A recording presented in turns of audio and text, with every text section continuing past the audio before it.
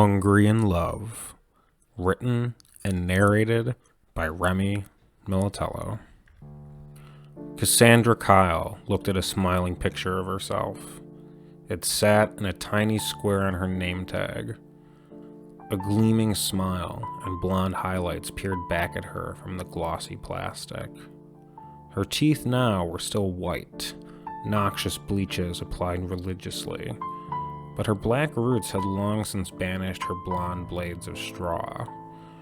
Cassie's locks of dark hair were hung up into a loose ponytail that tickled her pale neck with fairy fingers. Black lacquered frames sat on small ears and joined in the center to sit at a 35-degree angle on the bridge of her slightly upturned nose. Cassie eyed the digital clock on her dashboard. She felt like a defendant counting down the seconds to the jury's verdict. With a sigh, she took a deep drag from her cigarette, then morosely went over her mental checklist. The nurse had just been assigned to Mrs. Coulson. She had spent much of the last night poring over what medications she needed, what therapy she required, and when these things needed to be administered. Being mobile medical care to the elderly hadn't been what Miss Kyle had envisioned when she became a nurse, but it was the only position that would have the newly minted medical professional. Cassie was torturously aware of how inexperienced she was. It wasn't so much the mechanical duties. Her ability to find a vein for a needle or count pills was never in doubt. But in her internship at the hospital, she felt panic rise when a patient asked her something she simply didn't know, such as, would everything be okay? Or, how long do I have to live? Worse was when she did know the answer. She was crushingly aware that it would only bring more pain to the patient. Patients looked to nurses for answers. Doctors were aloof and Spartan with their words. She did not relish the position of pseudo-authority and chafed under the pleading eyes of the sick and the dying. She did what she had to, which was generally lie politely. Usually something like, "Everything will be fine," or, "Only the doctors can tell you that." Mrs. Coulson was only Cassie's second assignment since joining the agency. Her first charge, Mr. Jeffries, died only after a month of care. Her superior advised her she wasn't to blame, but she still felt as if she was. She really didn't like watching people die. A malignant sensation was growing in her that she had chosen the wrong career. But she was a nurse now, and a pauper because of it. Student loans needed to be paid. This financial cage was evidently the illusory freedom she had yearned for in her youth. She finished her cigarette and disposed of the butt in a can of seltzer water. The clock read 7:27 a.m. It was time. She smoothed out her turquoise scrubs and made sure she hadn't ashed on herself by accident. Cassie swung her legs into the chilly, for Phoenix, Arizona, 47-degree February 10th weather. She hoped the breeze would wipe away the odious musk of tobacco before she reached the door. Nurse Kyle knocked on the old wooden entryway that was attached to the single-story beige home. Small tan pebbles comprised the lawn, with large, reaching succulents colonizing where they saw fit. A massive palm tree sat perched by the driveway and provided what little shade was on offer. After a few silent moments, the door clicked and slowly creaked open. The nurse was anticipating the face of her decrepit and leathery patient. However, the face that appeared in the shadows was young and beautiful. Cassie found herself gazing into the biggest pair of brown eyes she had ever seen.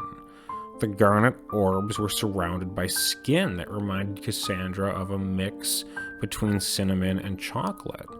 Long black hair flowed from her crown to the rest of her slender shoulders. For a moment, Cassie was speechless. The woman in the door said nothing.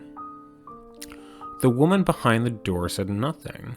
She merely held onto the frame and eyed Cassandra with heated interest. The nurse's cheeks began to grow warm as the interaction turned sharply awkward, and the silence continued. Finally, Cassie began to sputter. Good morning. I'm with Blue Heart White Cross. I'm the nurse assigned to your... Cassie realized she didn't know what to call the stranger in front of her.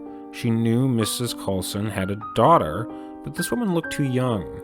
Cassie landed on granddaughter.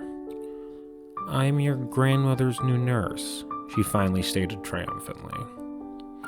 The woman beyond the door nodded and smiled. She stepped back. Slowly the door opened to reveal the dimly lit parlor beyond.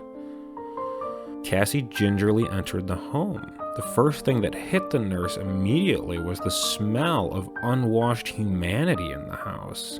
It was an increasingly familiar, yet still unwelcome aroma to her. Cassie took in the little home at a glance as she placed her suitcase on the ground. The interior was as beige as the exterior. Crosses made of copper brushed to look like gold were placed prominently on every wall. A knit quilt with painstakingly selected verses from the Bible hung on the wall as well. Cracked leather couches sat dusty and undisturbed before a coffee table and a tube television. Dust was thick on every fixture and surface. Cassandra's nose wrinkled. The agency said that the materials she would need were already delivered, but it didn't look like anybody had been there in months, if not years. Did anybody come by before me with supplies for your grandmother? Cassie turned to ask Mrs. Coulson's granddaughter, but she was gone. Cassie frowned. Then she felt like she had eyes caressing the back of her neck. She pivoted on her heels to see only the cross nailed to the wall. Then she felt a pressure on her shoulder. Cassie jumped back like a startled cat, raising her car key like it was a tiny sword. The granddaughter was there with her hands held up pleadingly. The startled woman thought whoever this was needed a bell.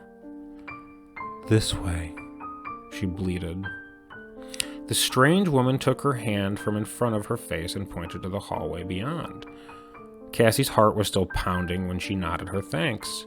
The pair walked and met with a tiny L-shaped hallway that snaked into darkness. A breeze was rolling out from the first room.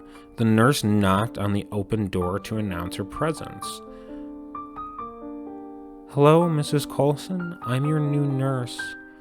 Poking her head in further, she continued. Cassandra Kyle? But you can just call me Cassie, she announced, but received no response. Cassie was greeted to the sight of an elderly woman dozing in a recliner. Her wrinkled features were the color of rye bread. A small tube television sat on a cart in front of the woman. It was on, but hardly any sound could be heard. Cutout shadows of actors danced prominently on the old woman's lap. A large hospital bed dominated the room. A cabinet with large white boxes stood kitty-corner to a bay window. The nurse stood for a long moment, unsure how to proceed. She bit her lip and looked at her watch. 7:45 blinked back at her along with a reminder to drink more water.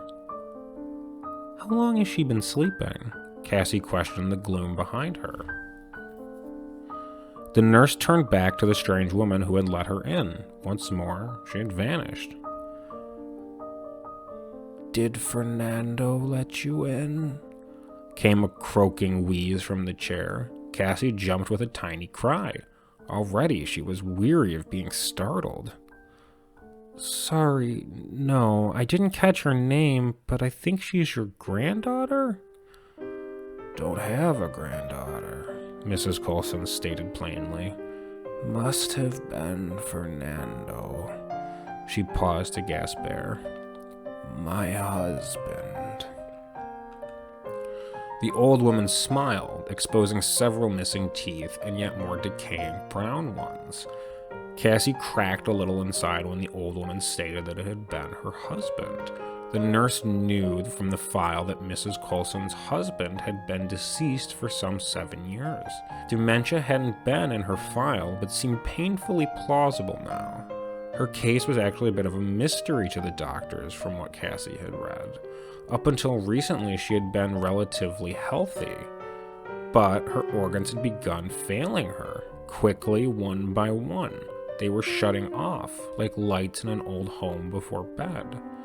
Now she was on a daily dialysis and a regimented set of infusions and steroids to even get through the day. The doctors could help with their pain.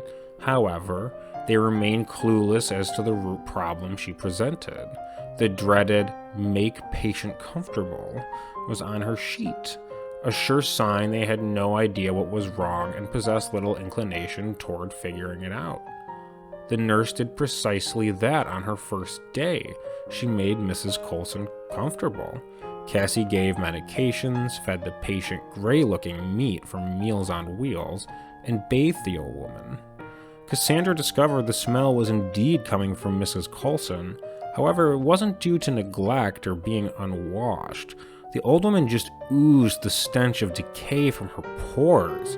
It was as if her organs had started rotting prematurely, decomposing inside her before she had even hit the grave. Cassie didn't see the mysterious woman from the morning for the rest of the day, but she drifted in and out of her thoughts as she completed her tasks. The woman was so strange, but there was something about her eyes. Those amazing, brilliant brown jewels had pierced Cassandra. The memory of those eyes entranced her. The hazel orbs gave her a flutter in her chest that she had never felt before. Occasionally, the old woman would speak of her beloved Fernando. Every time the dead man was mentioned, Cassie's revelries were dashed back to reality. Mrs. Coulson loved her husband and spoke of him as if he were still around. Cassie simply didn't have the heart or interest in breaking this delusion. Instead, she treated her like a child that was discussing the time they saw a unicorn prance through the neighborhood. After the last injection was given and the final round of pills swallowed, Mrs. Coulson was put to bed. Cassie quietly closed the door. Drained from her first day, she went to the room she had been told to stay in. Although it was still relatively early, she was exhausted. Cassie planned to fish her pajamas out of her bag and test whatever excuse for a bed she had been given. The mattress groaned and springs chirped as she rolled her form onto it. Cassie stretched out and scrolled through her phone for a while. She soon tired of looking at pictures of cats and the depressing state of the world. Then flipped the device away from her. Cassandra stared at the ceiling. A familiar aching was gnawing at the recesses of her heart. She felt lost, and more importantly in her eyes, alone. Cassie felt this way whenever she spent more than a few uninterrupted moments with her thoughts. She was so tired of feeling this emptiness. With a sigh, she heaved herself up to look out the window. Cassie slid the wooden panel up and cranked the screen open. The woman put her head and arms outside as she lit her cigarette, hoping nicotine would help slay her bedtime loneliness. It was normally bad, but around Valentine's Day, it became crushing. She was caught in the holiday's gravitational pull, and it pulled her down relentlessly. Cassandra's heart yearned for the embrace of another. Yet, she had been painfully shy most of her existence. The passage of time had not improved her ability to speak and present herself like a functional human. She wondered what was wrong with her. Why did she have to be this way? Was she just doomed to be by herself? She flicked the butt into the yard beyond. Her mind was awake, but her bones were tired. Cassie turned the lights off and settled in for a restless, cold sleep.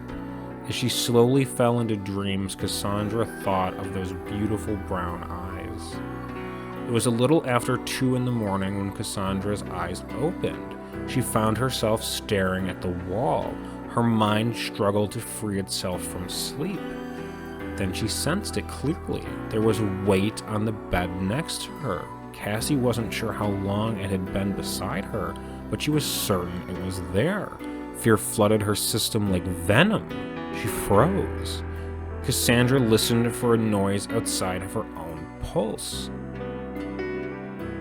Soft, quiet breaths came at a whisper from behind her. She felt the warm body slide closer. A scream was caught in her throat, fighting to erupt into the night. "Shh, don't cry," came a soothing purr. Gentle, warm hands slid across Cassie's back. Unseen fingers danced circles on her shirt. Goose flesh erupted across the woman's body. "Don't be scared," the voice crooned.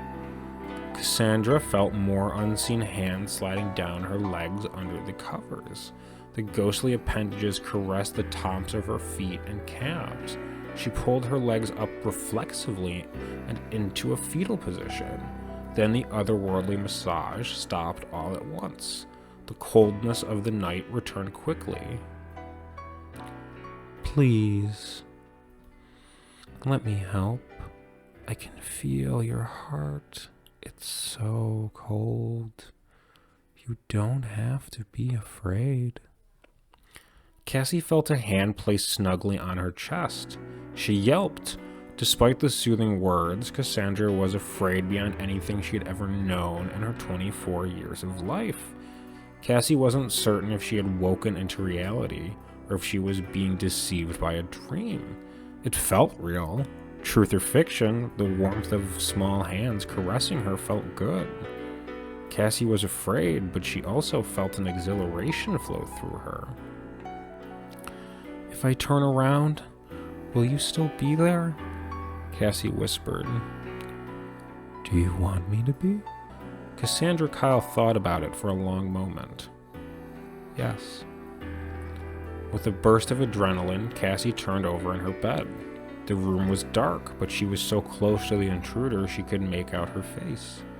The same bewitching brown eyes from the morning stared back at her. Cassie had hoped they would be. "If you're going to stay in my bed, you need to tell me your name at least," Cassie said, a slight smile playing on her lips. In the days that had long since been extinguished, the thing that lay beside Cassie had been called Lamia. Lamia had worn many names and would wear many more still. "Lily," it said with a sumptuous smile. Cassie was bursting with questions to ask the woman next to her, not the least of which was how Lily had known about Cassandra's prurient proclivities. She was a very private person and had enjoyed the pleasure of only one girlfriend prior to that night. Cassie hadn't even come out to her parents yet, but somehow Lily just knew. Cassandra thought it was likely Lily had read her heart. Cassie took this as an excellent sign. But she would ask those questions later. With her heart in her throat, Cassie leaned forward to kiss her strange companion. The whole situation felt wrong. Her rational mind knew this, but she was so lonely, and Lily was so close. Lily returned the kiss, passionate and true. The pair made love. Then shortly after 3:30 in the morning, Cassie fell asleep as her mysterious lover stroked her hair. When Cassandra awoke, she was alone. She dismissed the alarm on her phone and then rubbed her temples. Cassie was exhausted. Her mind slowly picked through the embers of her memories from the night before. At first, she believed she had dreamed the whole affair, but her nudity and the potpourri of sex in the room told her otherwise. With a grunt, she peeled the blanket off of her and swung her legs over the bed. Whatever had happened last night, Mrs. Coulson still needed her morning meds. Cassie took a shower and then put on her scrubs. She felt silly putting on her scrubs in a house, but the agency told her they reassured patients. Mrs. Coulson was awake and staring out the window when Cassie knocked on her open door. "Good morning, Mrs. Coulson. How did you sleep?" the nurse asked as she set about putting the assorted pills into a paper cup. "Not well. Fernando didn't come and visit me like he usually does."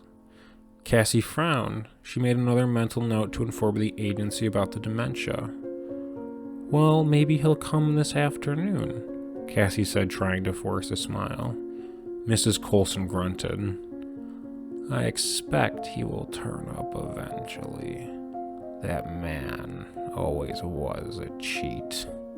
Cassandra smirked as she gave Mrs. Coulson the pills. I'll get you one of your breakfast meals from the fridge. The old woman made a disgusted face. Take my word, honey. Never get married. Men are terrible. She stated this as a simple, universal truth. Cassandra's smirk grew into a grin as she went to get the beige plate of unappealing food from the fridge. When her hand touched the styrofoam, a sharp stab of pain slid through her ribs like a skewer. Cassie winced, doubling over as she shrunk to the ground. The pain was torturous. She gasped for air like a fish out of water. After a moment that stretched an eternity, the pain vanished as quickly as it had appeared. For a long while, Cassie sat on the floor and sucked in air as if she had just been drowning. The young woman had never experienced pain so severe. It came and was now gone, like a thief in the night. Her fingers probed where the pain had just savaged her, but she felt nothing askew, no tenderness or ache. Perhaps she needed to see the doctor herself. Maybe smoking was finally catching up with her.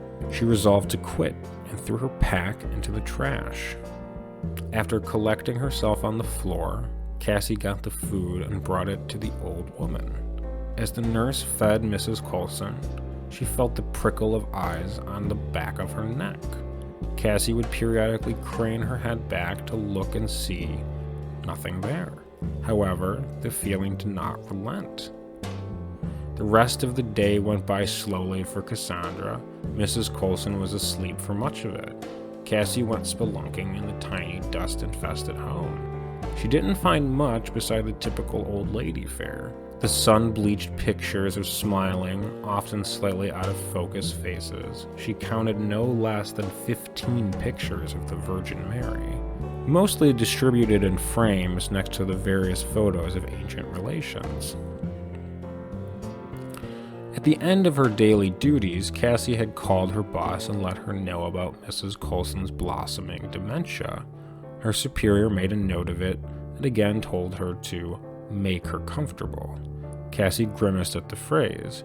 She had been craving a cigarette for hours, but the pain from this morning had given her pause. Her daily dose of eggs and coffee hadn't sat right that morning without the side serving of nicotine. Her appetite had been a no-show for the rest of the day. The constant companion of craving was all she could find. She was choked by her yearning for a cigarette, as well as the constant itchy feeling of unseen eyes upon her. Feeling anxiety raising within her like a tide threatening to drown her, Cassandra relented and picked up the little carton from the garbage. Cassie stepped out into the night air. She lamented how dark it was so early this time of year.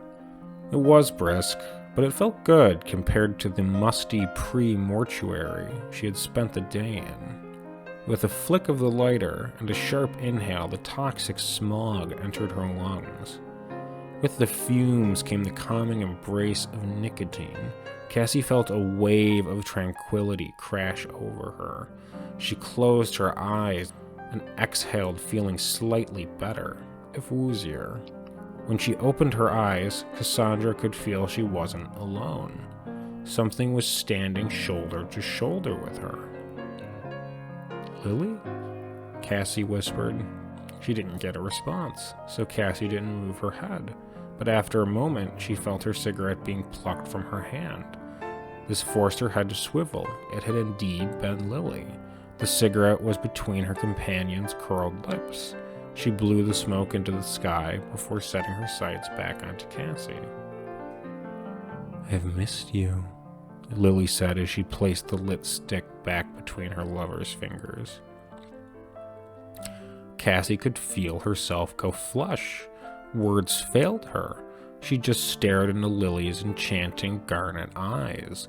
An overwhelming urge to kiss the woman in front of her came over Cassie. She had so many unanswered questions, but her lips looked irresistible. Cassandra leaned in and kissed Lily as she dropped the butt to the ground, letting it smolder as the two headed back inside. Once more, Cassie woke up alone, except this time with a note next to the bed. It was a simple note, "I love you," with a lipstick kiss left on the nightstand. Cassie looked at the piece of paper for a long time before putting it back. She had a torrent of emotions raging inside her. Cassandra felt so much for this woman she knew absolutely nothing about. She sat and sifted through her feelings until her alarm went off and she shuffled into action. The day went well. Mrs. Coulson was doing a bit better. The old woman said the pain was a little less. She had stopped losing teeth, so she was happy about that. The day was going normally until Cassie was preparing dinner for herself, and she felt another barb of pain in the base of her spine. The jolt rocked her entire frame. The box of spaghetti she was holding dropped into freefall before colliding with linoleum and spraying across the floor. Cassie went down. Her legs simply failed to function. In agony, she lay there amongst the dry pasta. She cried out weakly for help, but all that could be heard was the boiling of water. It was in this state that she passed out. Unable to cope with the torment any longer, she blissfully lost consciousness. She awoke to Lily's chocolate cinnamon features looking down at her with worry. Cassie stirred and tried to sit up, finding she was now in her bed. Lily sat beside her, concern brimming in her quivering eyes. "I found you in the kitchen, so I brought you here," Lily said, placing her hand on Cassie's. Cassie opened her mouth to speak, but wasn't certain what to say. The pain had once more vanished without a trace, now in a totally different spot.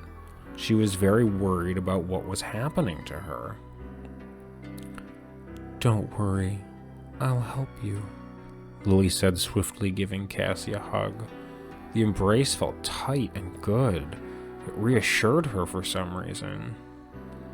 "Why don't you rest? I'll take care of everything." Lily kissed Cassie, and she did suddenly feel very tired. With a nod and a smile to her lover, she laid her head back onto the pillow.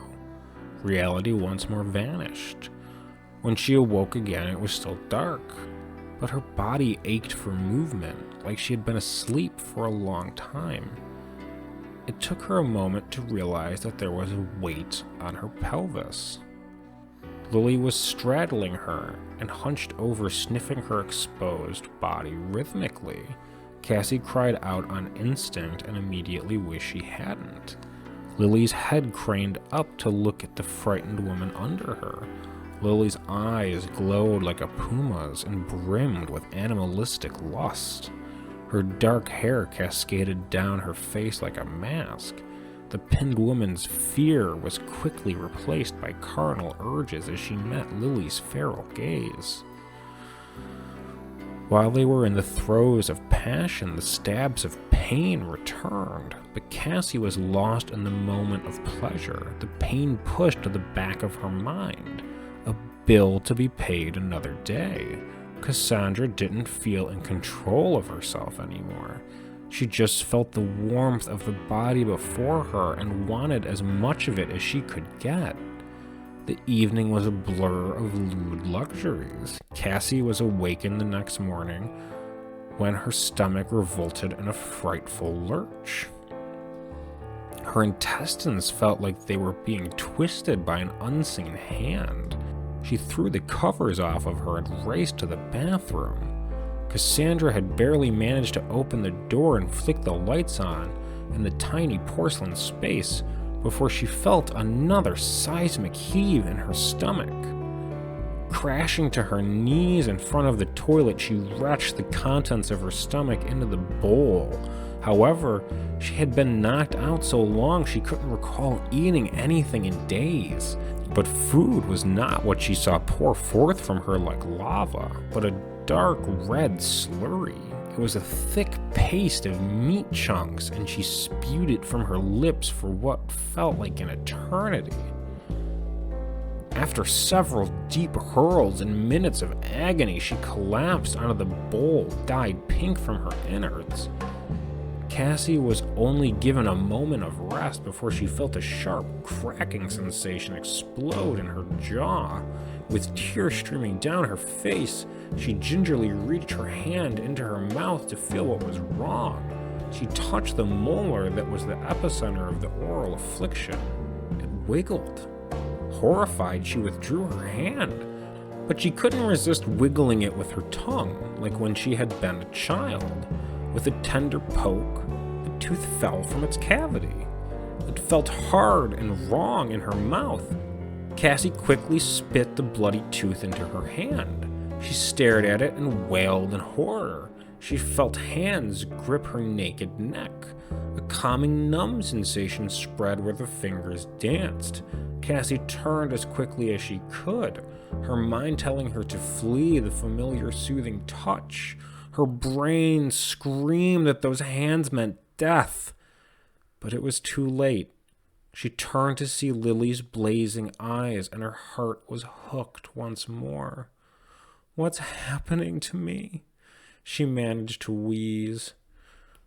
"Nothing, my love.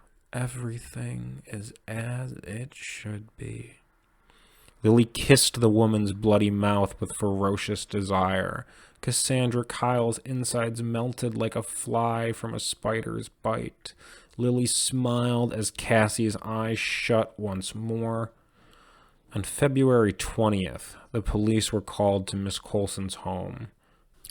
Cassie's manager, Nurse Patel, decided to check in on her after she had not only not returned any of his phone calls, but when her paycheck went unclaimed, her manager knew the situation was dire. Mr. Patel was horrified to discover 2 bodies at the Coulson home that day. The first was Mrs. Coulson. It wasn't entirely clear to the nurse how long Mrs. Coulson had been dead, but she seemed to have died from exposure. She'd completely wasted away. It looked like she hadn't eaten in months, but he knew that was impossible. When he checked the back rooms, he found Cassie. At first, he wasn't sure what he had found. Cassie's skin had become waxy and brittle. She looked withered and dried, as if she had been left out in the Arizona sun until she mummified. Mr. Patel was only able to figure out it was her by the name tag that lay on the floor. Next to it was a piece of paper. It read, "Thank you for everything, my love," punctuated with a bright red kiss. The end. Thank you for listening. I wish you all a happy Valentine's Day. I hope you all find love or already have. Keep creating and stay safe out there. Please join me next week for a new terrifying tale.